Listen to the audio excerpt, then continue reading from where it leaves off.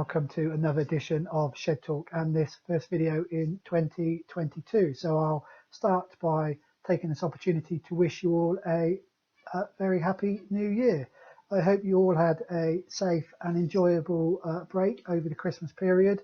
But as always in the shed, it doesn't stop just because we're on holiday, and there's actually quite a lot for us to catch up on, partly because over the Christmas period, of course, we had the two videos from Roger Carr, part 1 and part 2, and the shed visit I did to Rick Watts. I hope you enjoyed those videos. If you haven't seen them, they are on the channel page, so if you pop over to the channel page, you can see them on there. I'm sure you will find them. It's always good to get the views of lots and lots of other people around the hobby, and those are two of the best people to get that information from. So I hope you did enjoy those videos. I certainly enjoyed listening to Roger and Rick's comments on the birds. The other bit of news before we have a run round of what's going on in the breeding cages is that I plan to have a Facebook page just for Shed Talk. If you want to join, please go over to Facebook. I will try and leave a link to it in either the description of this video or certainly somewhere on the site. So please do go across, and if you want to join the Shed Talk Facebook page, please do. There will be updates in between videos and so on, so there should be more than just the videos being posted on there. So go across and do take a look. But for now, let's start by having a look at pair 1 in cage 1. So before we go and have a look at the breeding cages, I thought I'd show you this young yellow-faced grey hen. This was the last of the young birds really to be moved from the nappy flight into the main flight, so it's gone in with the hens. Well, despite the fact that she isn't necessarily the greatest of birds, she is going to be a keeper, not least because she is a hen, and it's always good to keep the young hens. You can probably see she doesn't have the best in terms of her stance, so the way she sits, sits with a dropped tail, so I'll need to think about when I do come to pair her up, perhaps later on in the year or early next year, about what we put her to. She's not too bad in terms of the mask, but the width across the eyes isn't wonderful, and her she's a bit narrow, I suppose, across the top part of the head. So yeah, so apart from that, yeah, still young, still got a little bit of growing to do, so will be without a doubt a keeper for me.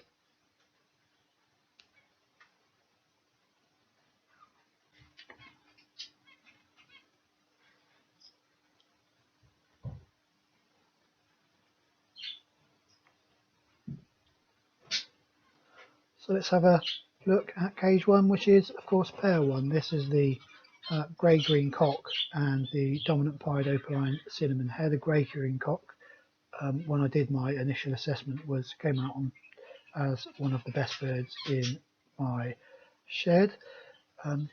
These were a pair that I suppose initially were messing around a bit. We lost a few eggs in terms of either the cock or the hen. We think the hen, or I think the hen, was just breaking them. Eventually these settled down. We ended up with 2 full eggs in the nest box. Both of those eggs hatched, but unfortunately the first of the chicks didn't survive. It just wasn't fed, so I'm not sure why that happened, but it was hatched fine but didn't survive the night or the first day. So second egg hatched. I was a bit concerned as to whether to move it. However, when I checked the nest box for the first time after it had hatched, it did appear that it had been fed, so I took the risk and left it in there, and actually yep, the hen carried on feeding it. So whether the first chick was just too weak to call, for food, I don't know. I will have to think about whether or not to give them an initial top up. I know some of the top breeders do that, just top them up with food after they first hatched, and then if they see them not being fed. So that young one has now been rung. Appears to be doing quite well. Not quite sure yet on what colour or sex this particular chick is going to be, but it'll be interesting to see how this first chick from pair 1 turns out. I will let this pair go once again, irrespective of what this chick looks like, or whether it's going to be a keeper or not, just because the fact they've only produced one chick, and it does look as if the chick is coming on a little bit. I'll talk a bit about this when I come on to talking about pair 4, but this pair will be given another go in the nest box, at least one more round, and see how the youngsters turn out. So that is cage 1, pair 1. Okay, moving on to cage 2, which is pair 7. You may remember that originally I paired this cobalt cock you can see here with a cinnamon hen that came as an outcross at the same time as this cobalt cockbird. Unfortunately, the two of them just didn't seem to hit it off. The hen didn't look in the nest box once. The cockbird paid no attention to her after putting them in the breeding cage. Not sure why. I think originally I said I thought perhaps they'd gone out of condition, or the hen certainly had gone out of condition. So what I did was I took the hen out and popped in this dark green hen into the breeding cage.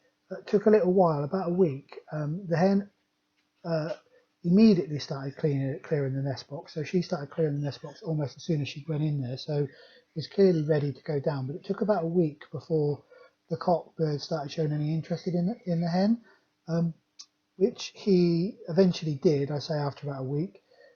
The hen didn't return that interest.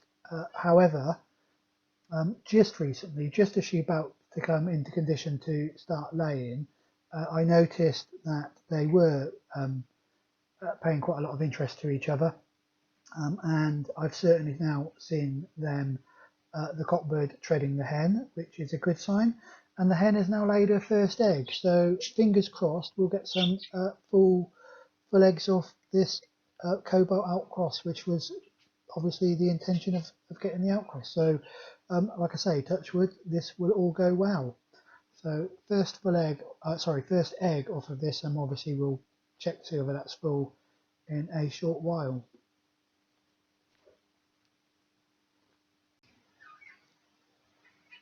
So now moving on to pair 3, and I know I've said this before, this is a pairing that has really grown on me since putting them down. There's a cobalt cockbird and the grey-green cinnamon hen. Both of them you can see here, they're not showing themselves brilliantly, but yeah, certainly the cockbird across the very top of the head is really nice, so has from my shed point of view, some nice directional feathering, and a very nice blow on it. If anything, it's lacking a little bit in the mask, so it's a bit short in the mask. And the green cinnamon hen is a nice broad hen, and has a nice deep mask, so let's hope the youngsters inherit the mask of the hen and the blow of the cockbird. So like I say, like this pairing, so looking forward to seeing how the youngsters progress. And here are the youngsters. We've got 3 in total, so all of the eggs that were fertile, the 3 eggs that were fertile, hatched, and all of the chicks that hatched have been rung, and as you can see are developing well. I think the oldest 2 ought to be jumping the nest any second now, given that some of the other birds in the breeding cages, some of the other chicks have now jumped the nest. So developing very well. The oldest 2, as you can see, the green and the blue, Both of these look to me like they're going to be cockbirds, and the blue in particular looks like it could be fairly handy for me. I'm not too sure yet about the green. The youngest bird, which is also a green, I believe, is still a bit young to say whether it's going to be a hen or a cockbird at the moment. But I'm pleased that we've got 3 off of this pair. As soon as they hop out of the nest box, as soon as this pair can get down to breeding again, I'm hoping that they'll produce a second round for me. So there we go, that is cage 3, pair 3. So moving on to pair 4, which is the yellow-faced cobalt cock and the grey dominant pied cinnamon hen. This pair has probably been the most disappointing of the pairs I've currently put down, other than the clear eggs, but that was down to me rather than the birds, in that the cockbird on that particular pair just went off colour completely. So that was the pair we changed, the pair in cage 5. So let's look at cage 4 then. So these laid just 3 eggs. One of the egg was full and hatched, and that chick has been rung. I was thinking about whether or not I should move this chick into one of the other cages. I said at the time it looked like a bit of a runt, so quite a smallish chick, and didn't seem to be growing anyway. I actually left it in the cage with the cock and the hen, and as you can see, it's continued to be a very small, and it seems to be quite a long way behind. What I'll do is I'll put this chick in a minute in with another chick of a similar age from cage 5, so pair 5, which currently I think is the one I'm putting it in with, which shows you the difference between a bird that I'm likely to be as a keeper and this particular bird. So given that this pair haven't produced very much, and what they have produced is nowhere near the standard that I would keep, my plan for this pair has been to split them. So I've taken the hen out, mainly because it's the cockbird that I've seen feeding the chick, not the hen at all. And since moving the hen out, the cockbird has continued to feed the youngster, which is good. So I'll let the cock finish raising this particular chick. The hen currently is in the stock cage having a rest. You can see her here. She's actually not a bad hen from my shed point of view, and what I think I will do is give her a couple of months and then see if I can find another cockbird for her, something that perhaps is going to complement her a little bit better. And that cockbird, whilst it was one of the top birds in my shed, I'm not sure whether I will use him again or not. I need to have a think about that. My reason for splitting these and not letting them have a second round really is because, as you know, I only have 6 breeding cages, and I really cannot afford to waste a breeding cage on a pair that isn't producing suitable chicks. So what am I going to do with this cage then? Well, I think you can probably all guess. The plan is to move the other outcrosses that I got into this cage, so both the cock and the hen outcross, and see what they can produce. That is cage 4, pair 4, and my plans for them. So turning our attention then to cage 5, which is my pair 5. This is an opaline cinnamon grey cockbird paired to a grey-green hen. Both of these birds are reasonable birds for my shed, so interested to see how these turn out. They laid a total of 5 eggs, of which 4 of those were full, which of course is always pleasing to get over 50% fertility rate. Unfortunately, only 2 of those eggs have hatched, and both those chicks that hatched have now been rung. We actually had a look at one of those chicks when we were comparing it to the youngster that was in cage 4, the one that was going backwards, and that was the opaline grey-green cinnamon. The other chick is a opaline grey cinnamon, and which means both of these chicks are going to be hens, which is also quite pleasing to get 2 hens out of this pair. How do I know they're hens? Well, because of the way that the sex-linked gene works. So they must be hens because of the way the gene works. If you want to know more about that, I did do a series on sex-linked genes, a video, and also I've got a small book that you can go and have a look at. If you want to see that, just put a comment in the comments. I will put a link across the top of the screen to the sex-linked gene video. So both of these are going to be hens. The opaline grey-green cinnamon, I'm really pleased with at the moment. It's almost certainly going to be a keeper. It's currently bigger than the hen, and is looking like it's going to be bigger than the cockbird as well. It's almost as big as a cockbird already, and it's it's only just about a month old. So I'm pleased with the way that one is developing. I know they will go backwards a little bit as they are weaned, but all the same, I'm quite pleased with the way this one's looking. The other bird in the nest is a opaline grey cinnamon. This bird doesn't look quite as good as the grey-green, but who knows? It's still it's a little bit younger than it. It's still got quite a bit of development to do, so it may well also be a keeper. I'm a little bit of a soft spot for the opalines, and I think, for me, there's nothing like seeing particularly a normal light green opaline as it's feathering up in the nest box. They just seem to glow.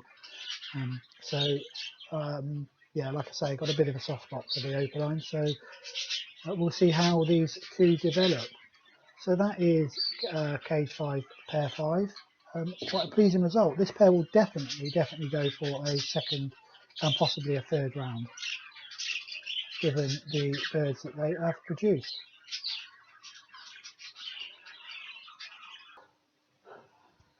Let's move on to the final pair, pair 6, that's in cage 6. This is a light green cinnamon cock and a yellow-faced sky blue dominant pied hen. This pair actually laid 6 eggs. Unfortunately, only one of those eggs was full, so not the best fertility rate. The egg that was full, though, actually hatched, and the chick is rung and doing quite well. You can see the chick here. It's a sky blue cinnamon. It actually was one of the first chicks to leave the nest box and is amongst the older of the chicks. I've seen it feeding itself, so hopefully give it another week and it can go into the nappy flight. It's not the best of youngsters, but it's certainly not the worst out of my current round, so I will let this pair go for another round, and hopefully we'll get slightly more full eggs and perhaps some slightly better chicks off of this pair. So I'll just pop this one back in the cage.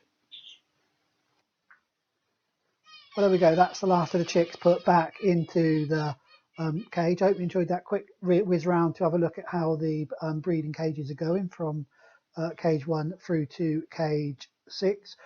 That is just about all we've got time for in this video. Thanks for all the support, particularly there's been lots of support on the video, the shed talk I did, shed talk with Rick Watts. If you haven't seen that, I'll put a link across the top of the screen, but I expect most of you have seen it. Number of people saying they would like more of those. Clearly, shed visits take a little bit of planning, and you've got to get, obviously, the person who you're going to visit is happy to talk. So hopefully there will be some more of those type of videos in the future, and I'll let you know well in advance as to when they are likely to come up. So I will be trying to do some more shed visit type videos.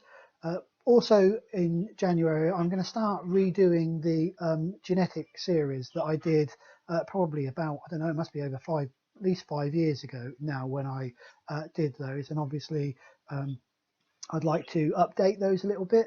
So coming up, hopefully in January will be the first one of those videos. But as always, if you enjoy the videos, don't forget to hit the like button, do subscribe.